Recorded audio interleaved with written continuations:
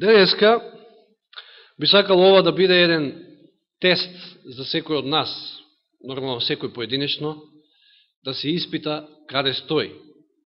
Како што вели еден стих. Треба да се испитуваме дали стоиме во верата. Значи, почнувајќи од мене овде, па се до таму последните редови. Се однесува за сите нас. Знаеме дека живееме во време на Лаодикеја, црква која што е млака и за која што Господ вели, еве да отвориме, да не зборувам на памет, иако тоа се многу добро познати стихови, Откровение 3 глава. Откровение 3 глава.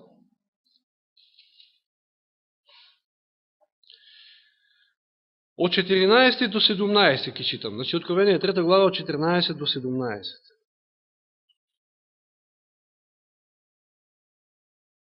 Патем да ги поздравам и оние кои што не следат и по интернет.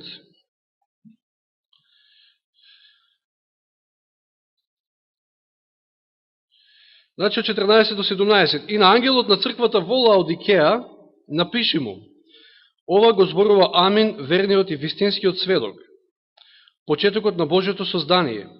Ги знам твоите дела, дека не си ни студен ни врел. О, кога би бил студен или врел? Вака бидејќи си млак и не си ниту врел, ниту студен, ќе те изблувам од својата уста.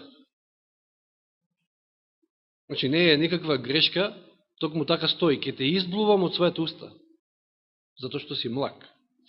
Зошто велиш, богат сум и си збогатив, и ништо не ми треба, а не знаеш дека си беден и несрпкен, и сиромов, и слеп, и гол. Тука ќе застанеме. Лаодикеја има сериозен проблем. Голем проблем. Што е проблемот на Лаодикеја? Лаодикеја не гледа како што гледа Бог. Називот на нашата тема е како што гледа Бог. Всушност, таа има диаметрално спротивни гледишта. Сосема спротивставени гледишта од тоа што ги има Бог. Верниот сведок вели: сиромашна си, односно, значи до ангелот на црквата, до секој од нас, поединечно, мислиш можеби дека си богат и дека не ти фали ништо. Всушност ти си сиромашен, слеп, гол, беден, несреќен. Што уште повеќе се каже. А Лаодикеја вели: јас сум богата и ништо не ми треба. Значи, сосема како да се позиција и опозиција, знаете. Дали е така, дали не е така, опозицијата секојаш е тука за да критикува, за да збори нешто спротивно. Во случајов, верниот сведок ја кажува вистината. Лаодикеја е во заблуда и треба да се пробуди од таа заблуда, од тој сон.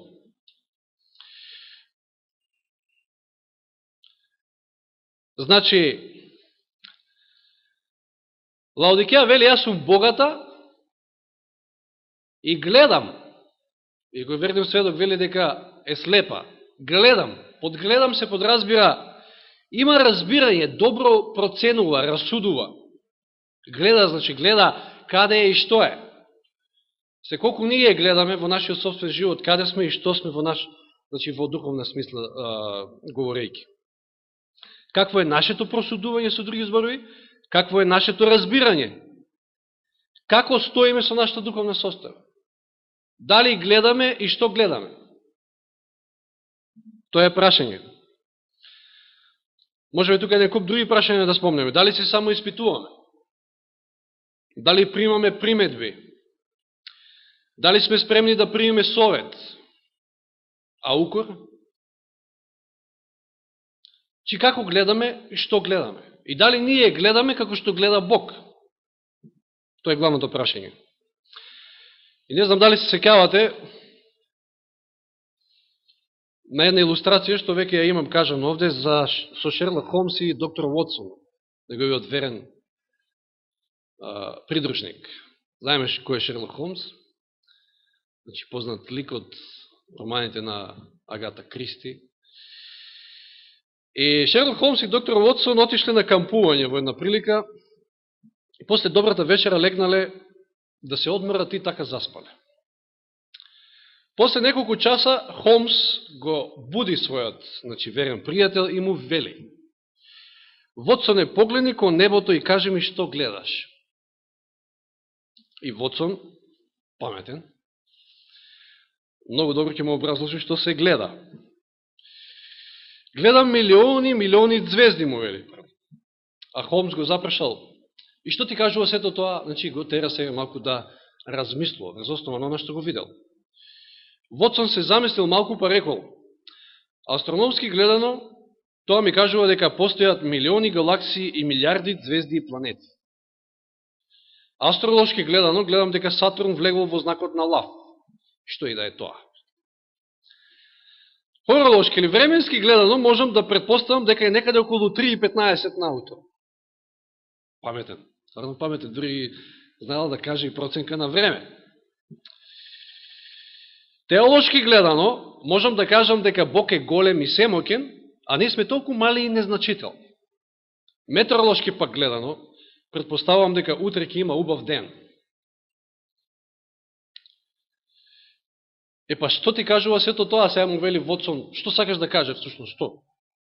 Што сакаш да кажеш? И Холмс му вели, за момент бил тивок, а потом му рекол: Вотсоне, ти глупако, зарем не гледаш дека некој ни го украл шаторот?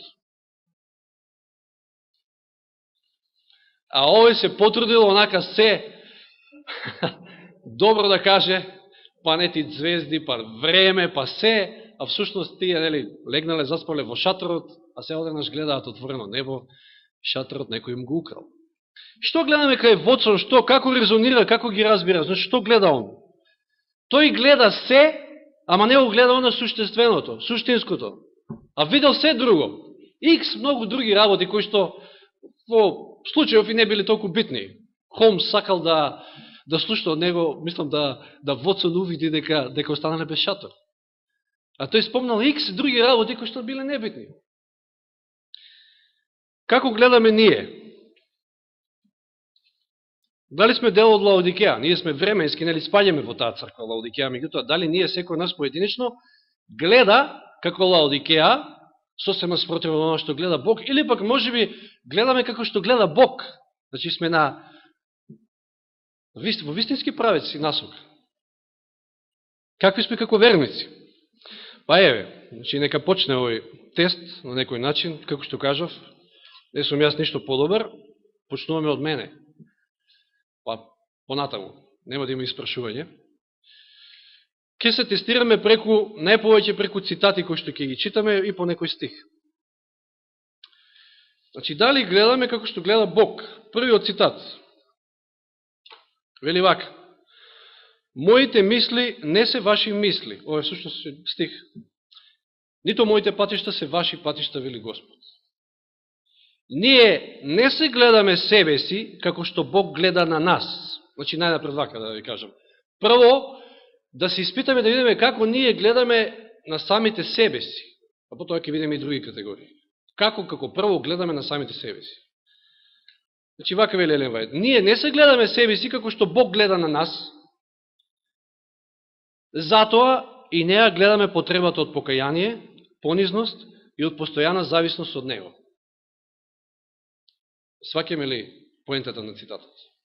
Значи, ако ние гледаме како што Бог гледа, тоа ќе имаме дух на покаяние, ќе имаме понизност и ќе ја чувствуваме таа постојана зависност од Господа. Ако ова не е случај, ако ни е тешко, претешко, ако воопшто може би тешко доаѓаме до момент воопшто да се покаеме, тоа значи дека ние не гледаме како што гледа Бог. Може би наместо понизност сме надуени, посакаме да докажуваме. Тоа е исто така индикација дека ние не гледаме на себе како што гледа Бог. Значи, сме во лаодикејска состојба тогаш. Еве еден друг цитат. Кога се гледаш себе си како што Бог те гледа, тогаш ќе имаш вистинска понизност. а не онаква каква што ја облекуваш при посебни прилики. Значи, видите, може некојаш човек да глуми понизност. Туку вели принцип кој пребива. Значи, вие треба да имате дух на понизност. Вие постојано треба да имате еден таков дух. Исус го напуштил небото. Станал како еден од нас, се понизил. Послушен до смрт на крст. Не можеш да бидеш чист пред Бога и спремен за Неговото појавување, се дека Него отстраниш сето зло од тебе. Најтешко за тебе е да се научиш на вистинска понизност. Ова е упатено писмо од Елен Вајд до некој наш брат, меѓутоа ово писмо многу лесно може да биде испратено до сите наши адреси. Најтешко е да научиш да бидеш вистински понизен. Иако понизноста од друга страна пак е најголемата христијанска величина. Ако од нешто христијанинот може да постигне нешто највисоко, тоа е понизност. Иако напати се чини дека си многу понизен, сепак постои само почит, само издигнување, високо мислење за себе, кое те води во опасности што не си во состојба да ги согледаш. Видите, кога човек има високо мислење за себе, ќе падне во опасности кои што воопшто не може да ги согледа. Ти не си спремен за Христовото доаѓање и доколку не го промениш срцето и карактерот, ставот, однесувањето, не можеш да бидеш вистински стражар на сионските дзидови. Много е јасен цитатот. Нам не треба вистинска понизност. Ако не е така, тогаш ние не гледаме како што Бог гледа. Бог што видел? Бог видел паднато човештво и го пратил својот син, кој што се понизил, ја напуштил таа висина, тоа величество, за да не спаси. Го гледаме и Павле од пуката. Што се не правил? Се воздржувал, се понизувал само за да дојде до спасение на душа, спасувајќи други, знаеме дека се спасуваме и себе си. Ево уште еден цитат. Весниците кои се испратени од Бога за да ги објават неговите опомени се омразени од оние кон кои се упатени истите. Луѓето ги обвинуваат, значи ги обвинуваат тие весници, пратеници Божии, кои што доаѓаат да кажат вест, еве како Илија, кај Ахав. А луѓето, како Ахав, Илија, ги обвинуваат за несреќите кои се како резултат на нивното лично одвојување од праведност. Што сметал Ахав? Дека Илија е крив за тоа што нема 3,5 години дожд. Илија е кривецот. И тој негов Бог. Кога всушност е спротивното. Таквите кои така се ставаат под сатанска контрола, значи пазете, ако вие го обвинувате Божиот вестник, оној кој што доаѓа да ви каже порака за ваше добро, вие се ставате во тој момент под сатанска контрола и не ги гледаат работите како што Бог ги гледа. Тие се заслепени од сатаната. Кога Божиото огледало бива ставено пред нив, знаеме што е Божиото огледало, наместо да се покајат и отргнат од гревот, тие стануваат огорчени од помислата дека треба да бидат укорени. Тие мислат дека е извршен напад врз нив и дека Божите вестници се всушност нивни непријатели.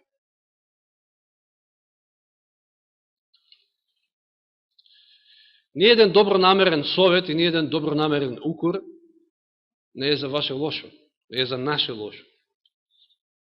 А Библијата е полна и со совети, и со укори. Значи, ако сме вакви, тоест ние не гледаме како што Бог гледа. Ево уште еден цитат. Зашто секој што прави зло, ја мрази светлината и не оди кон светлината. Ова е дел од стих во Јован 3 глава, за да не бидат укорени неговите дела.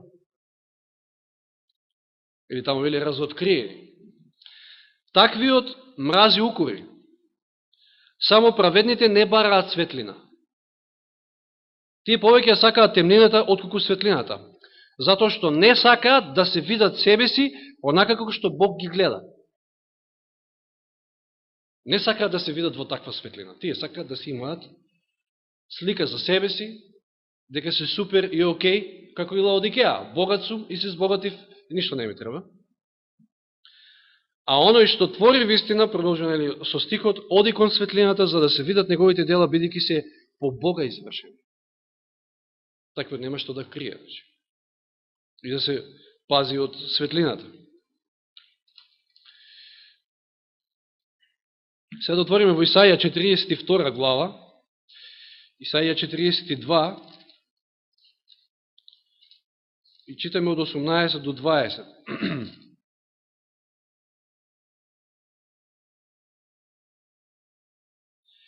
Чујте глуви, погледајте слепи да видите. Кој е слеп ако не мојот слуга? Кој е глув ако гласникот што го испраќам? Кој е слеп како пријателот? Кој е глув како господовиот слуга? Многу виде, но не се грижеше. Ушите ти беа отворени, но не чу. И ние често пати, Бог знае да намести ситуации во нашиот живот, да многу што видиме, ама што ми е гајле? Не е тоа од мој интерес. Или пак, ке се изнаслушате, ама нема да чуете.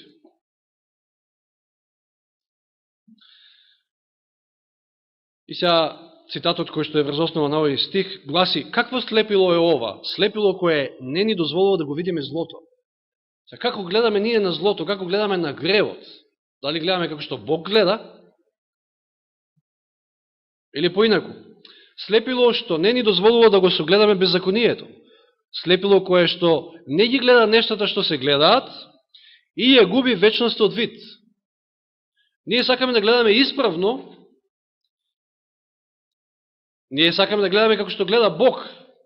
И токму затоа, поради таа причина, сатаната постојано се обидува да го искриви погледот на нештата на кои што гледаме, се со цел да гледаме преку неговиот медиум, односно да гледаме преку неговите наочари, преку неговиот диоптер.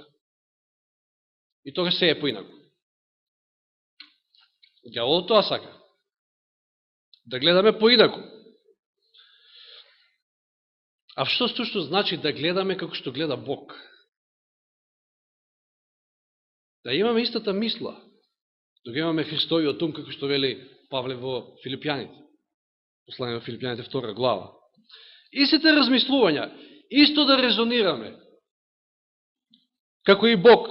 Да гледаме кон себе, како што Бог гледа на нас, да гледаме кон гревот, како што гледа Бог на гревот, да гледаме на другите, како што Бог гледа на другите, да гледаме на се останато, како што Бог гледа. Еве сега малку од еден поинаков аспект. Може би некојаш ќе кажете, може би по наша вина, може би по Божја промисла ќе се најдеме во некои неволи, значи соодветни неволи во нашиот живот. И сега ќе се прашаме, знаете, некојаш имаме 1000 зошто, ама Бог има 1000 затоа. Секојаш знае зошто е. Многу подобро од нас. Еве еден цитат. Господ е секојаш тука да помогне. И ова не треба да го губиме од вид. Тој совршено ги знае и најтајните помисли на нашето срце. Кога сме збунети, уште пред да му ја кажеме болката, тој веќе подготвува излез за нас. Уште пред да му ја кажеме. Нашите таги не се незабележани. Не е тој индиферентен Бог. Не вели он баш ми гајле. И те како му стало до нас и до нашето спасение. И затоа некојаш и ки не снајде по некоја неволичка, помало поголема. И видите што вели понатаму. Тој секојаш знае многу подобро од самите нас што е потребно за доброто на неговите деца. Може би јас се чудам сега зошто сум у ваква ситуација. Може би сметам дека се прашувам зошто пак мене ме снајде сега сето ова. Ама вели, тој секојаш знае многу подобро од самите нас што е подобро, значи што е потребно за доброто на неговите деца. И не води така, како што и самите би избрале да бидеме водени, кога би ги разпознале нашите срца, како прво, затоа што често пати ние не се познаваме и самите себе си, какви сме. И би ги виделе нашите неопходности, што е тоа што ни е неопходно, може би не е тоа во кое што ние зјапаме и гледаме, може би нешто друго ни треба. Бог е заинтересиран за изградба на нашиот карактер и спасение наше. Значи, да го повторам ова, не води, значи тој не води така, како што и самите би избрале да бидеме водени, кога би ги разпознале нашите срца и би ги виделе нашите неопходности и неволи, онака како што Бог ги гледа.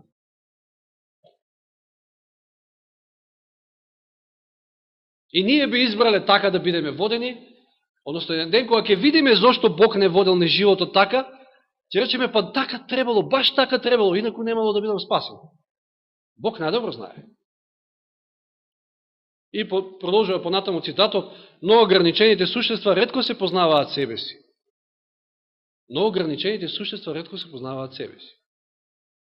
Ние самите себе си не се познаваме, а често пати можеме да видиме такви да знаеме многу повеќе за другите. А самите себе си не се познаваме. Бог подобро ги познава, отколку тие самите што се познаваат. Вака, скокнав еден битен дел. Но ограничените существа ретко се познаваат себе си. Тие не ги разбираат собствените слабости. Сите не ги имаме слабости, ама цитатот вели дека ние не ги разбираме. Господ подобро ги разбира, Господ подобро знае како со длетото, со чеканчето, кај треба да удри, што треба да удри, за да од сето тоа излезе дијамант, бисер. Оно што бара. Бог подобро ги познава отколку тие самите што се познаваат и тој знае како да ги води. Затоа треба да му се предадеме на Бога и затоа да гледаме како што тој гледа на работите. Да гледаме на себе си како што тој гледа, да гледаме на гревот, на неволите, на непријатностите како што тој гледа на нив. Знаете, ние сме сите скапоцени во неговите очи. И за една душа Исус би дошол, вели Елен Вајд во еден цитат, и би го направил истото што го направи. Сите сме ние уникати. Сите му требаме на него. Затоа и се труди толку многу околу нас, за спасението на секој од нас. Тоа да не го забраваме. И, знаете, банални работи некојаш знаат да не зафатат во живот. Луѓе, имате, зборам за христијани. Може би не сте посакувани, не знам, може би не ве играат многу, не знам, затоа што имате можда голем нос, уши големи, не знам што. Па и за таквите Исус дошел и умрел. И за тие со голем нос и големи уши или не знам со што ли не. Ние сме уникати, сите во неговите очи. И тоа што го направил за сите нас. Не треба воопшто да не секира што другите мислат за нас и како другите гледаат на нас, туку како Бог гледа на нас. И така ние треба да се научиме да гледаме на себе си. Сега, како гледаме на другите? Дали гледаме како што Бог гледа на другите? Имавме прекрасен пример со Павле. Што се Павле правил за да дојде до една душа, до спасение и на една. Дали ние може би се одвојуваме од некои, пошто не ни се нешто посебно симпатични, а забораваме како за нас со големиот нос и големите уши, како што умрел Исус, умрел и за тој, и за сите други. И е еден цитат.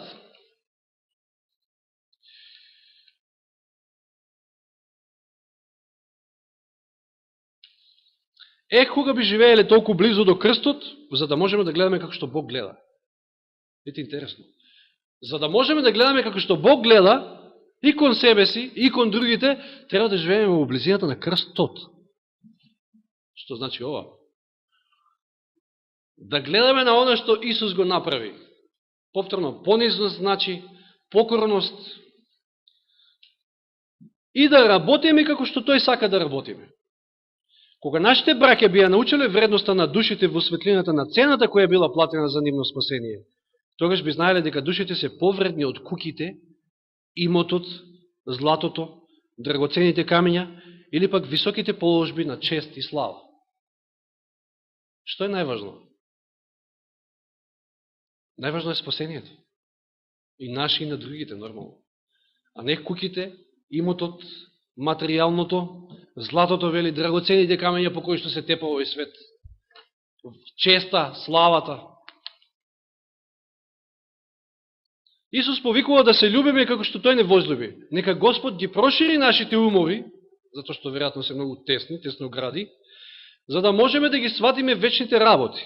Оти кога тоа ќе се случи, кога ќе ги сватиме вечните работи со други зборови, кога ќе погледнеме на другите како што Бог гледа на нив, себичноста ќе исчезне, а ние ќе бидеме и извршители на Словото, а не само мрзеливи слушатели, или овој цитат. Ќе бидеме како Павле. Че жртвуваме се што можеме, само за да се спаси една душа. Ево уште еден цитат. Кога луѓето би се виделе како што Бог гледа на нив, не би имале таква силна свест за собствените пропусти и слабости. Би виделе колку се треба да направат и поправат кај себе, би имале толку силно чувство за собствената потреба од милоста на долготрпеливиот Бог и за потребата да бидат воздржливи кон своите браќа, што не би имале склоност и не би имале и време, ја ќе додам, да ги судат и обвинуваат другите. Ако ние гледаме на себе си како што Бог гледа, тоаш и погледот кон другите ќе биде поинаков. Односно, и нема да имаме време да ги осудуваме, да бараме нивни маани и слабости. Ќе бидеме заокупирани со себе, со своите слабости, значи, со она што Бог нам ни го укажува за наше добро и наше спасение.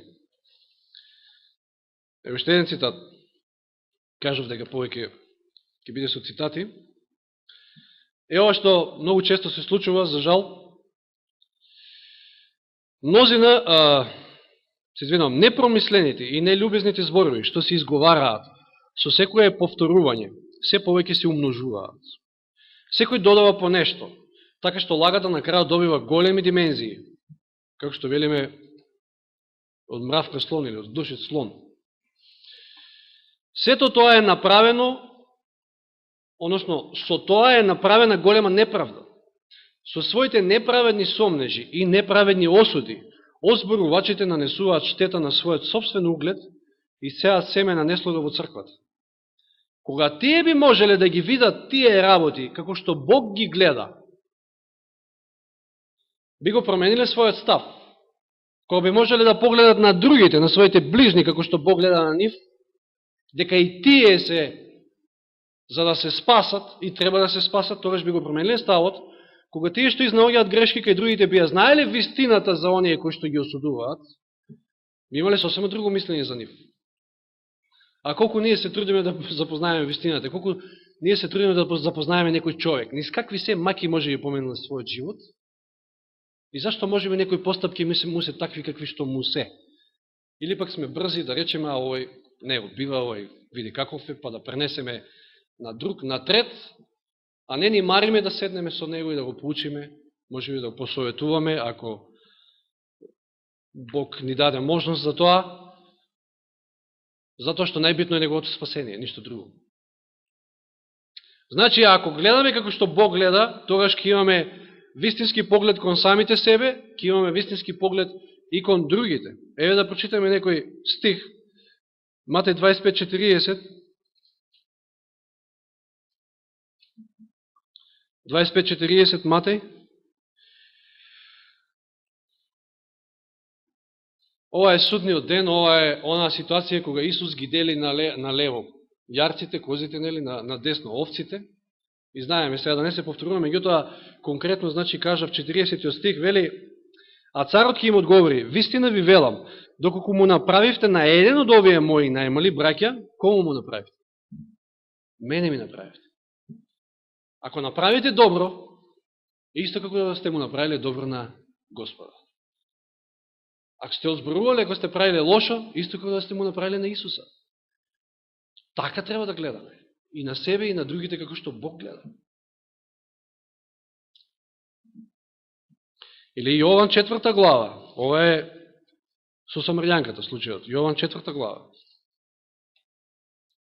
Го спомнавме малко и од пуката, значи јас го спомнав за време на пуката овој случај. Значи, сите тие предрасуди во тогашното еврејско општество, никаков контакт со самарјаните, тие се нечисти, не само со нив, со сите незнабошци. Тие се нечисти, тие се кучење, за нив нема спасение. Па камо ли па жена? Никако.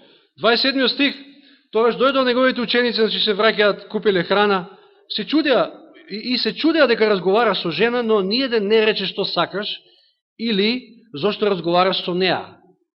Сепак се воздржале, ама се чудеа како сега со жена разговара.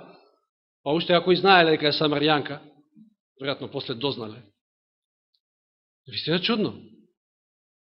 Да, ама на Исуса целта му е да ја спаси. ќе премине преку се, само за да ја спаси. И не некојаш ќе речеме, со овој, со тој, па уја не ги знаете какви се, што се, подалеку. Не. Ние тогаш покажуваме дека не гледаме како што гледа Бог на другите. А Бог гледа со сомилост, со сочувство, сака да ги спаси. 35 стих. Исус им се обрека на учениците и им вели: уште 4 месеци и жетвата ќе дојде. Еве ви велам, подигнете ги своите очи и видете ги нивите како побелеле за жетва. Тоа е битното. Жетва. Спасение на души. А дали е самарјанин, дали е албанец, дали е не знам ваков, таков, не е битно пред Господа, сме сите исти. Сите сме од Адам и Ева, сите сме од крв и месо, знаеме да кажеме. За секој од нас Исус дошол, го положил животот. Сега, како гледаме и на другите нешта, еве еден цитат. Мнозина кои што живеат денеска потикнати од непријателот на правдата го нарекуваат злото добро, а вистината ја нарекуваат лага. Тоа барем во светот е доминантно, иако не е исклучено и во црква, и меѓу нас. Како што пророкот Исаја забележал, вистината се сопна на плоштадот, честноста не може да влезе. Токму заради таквата состојба на светот, че овде повеќе алудира на светот и состојбата на светот, Господ го повикува својот народ да излезе и да се оддели од таквите кои што доброто го нарекуваат зло, а вистината ја нарекуваат лага. И обратно. И што е ли понатаму цитатот? Оние кои што се мешаат со светот, ќе почнат да гледаат на нештата од световна перспектива. Наместо да гледаат како што гледа Бог. Зарем не е така? Подружите се малку, навлезете повеќе вака во некои друштва. Затоа не им сме чудни на луѓето, кажуваме некои работи кои што воопшто не им влегува на нив во перспектива, затоа што тие гледаат од своја перспектива. Телесно, не со духовни очи, не онака како што Бог сака да гледаме. И како што Бог гледа. А и впрочем, ако сакате да гледате како што Бог гледа, да го имате неговиот ум, неговите размислувања, во вас треба да владее Духот Свети, треба да го примете Духот Свети. И да расудувате духовни нешта, само на духовен начин, значи само имајќи го Духот Свети. Духот Свети е тој кој што ќе ви каже што и како да гледате. Божиот народ ќе гледа онака како што гледа самиот Бог. Искрените и добрите ќе бидат почитувани сакаде на оние што се добри. Мислам дека завршивме тука со цитатите. Да гледаме како што Бог гледа. Да отвориме во Броеви, 4 Мојсија, 13 глава. Знаете, живееме во последно време. Ке дојдат време на прогонства, на неволи. Како ние, ако денеска не гледаме на себе си како што Бог гледа на нас, како ние, ако не гледаме на останатите како што Бог гледа, ако не гледаме на другите нешта како што Бог гледа, како ние тогаш ќе се справиме со сите тие големи неволи?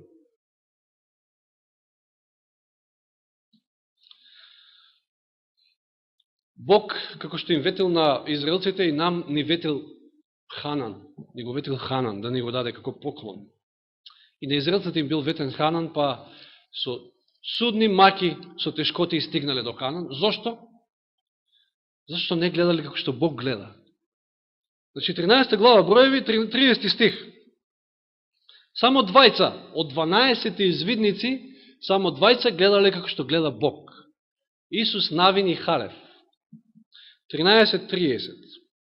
Халев го замолча народот околу Мојсија, а народот викал да си најдеме водач, да се враќаме назад во Египет. Нема влегување тамо, нема шанси. Овие се джинови, има джиновски градби, нема шанси да успееме. Значи, го замолча народот и вели, да тргнеме, не двумејки се, нема чекање ни секунда веќе, нема двумење, да тргнеме и да ја заземеме, зашто можеме да ја покориме. Како тоа сега Халев смета дека можат против такви джинови, а останатите, па и ние, мислам нормално човечки да речеш, каде можеш ти со тие луѓе? Па еден им се испречил, Голијат, па сите бегале. А камоли Мноштво народ тамо, цели племиња. Ама затоа што ако гледаш како што гледа Бог, ти гледаш со очите на верата. Ако запазиме тамо на Лаодикејската црква, што им нуди Бог? Што им нуди Бог на Лаодикејската црква? Облека, бела облека, Христовата праведност, злато, кој што всушност е верата и љубовта, и очна маст, за да може да гледа. Да гледа како што Бог гледа. Да гледа со очите на верата. Меѓу другото, значи. Еве, од 14 глава да отвориме, значи, 7 до 9 стих. Што се случува понатаму? Значи, во Броеви. Потоа му рекува на целото израелско општество: земјата низ која поминавме, за да ја согледаме премногу добра. Ако не биде Господ милостив, ќе не доведе во таа земја и ќе ни ја даде. Тоа е земја во која течат мед и млеко. Сега вели 9 стих: само не бунете се против Господа. Не бојте се од народот на онаа земја, па тој е залак за нас. Ке го голтнеме овака, како ништо. Залче, тие се без заштита, а Господ е со нас. Не бојте се од нив. Ова се очите на верата.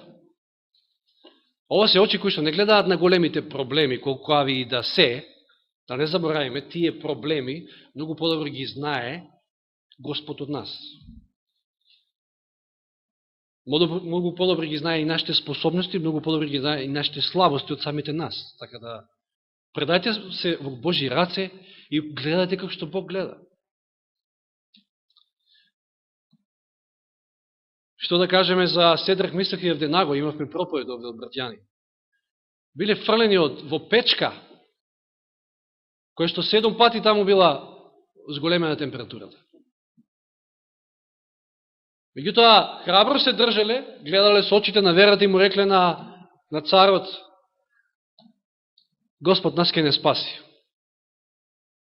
А и да не спаси, не ти се клањаме пред кипот.